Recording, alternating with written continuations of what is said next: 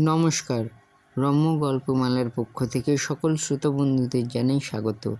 আপনাদের সাথে আমি রম্য মাইতি। 21শে ফেব্রুয়ারি আন্তর্জাতিক মাতৃভাষা দিবস উপলক্ষে রম্য গল্পমালার পক্ষ থেকে বিশেষ উপস্থাপনা। কবি শামসুর রাহমানের লেখা কবিতা অভিমানী বাংলা ভাষা। ছবি সংগৃহীত। কবিতা পাঠে আমি রম্য মাইতি। কবিতা অভিমানী বাংলা ভাষা।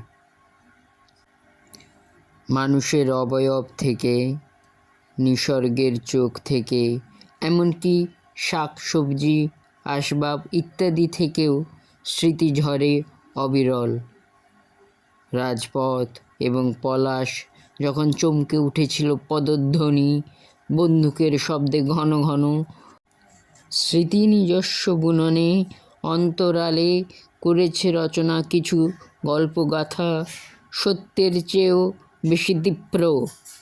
কান্তিমান মোরগের মতো মাথা তুলে কখনো একটি দিন দেয় ডাক, পরিপার্শ্ব দোলে। মানুষ তাকায় চতুর্দিকে, কেউ কৌতূহলে, কেউ গভীর তাগিদে, কোনো যেন কিছু করবার আছে।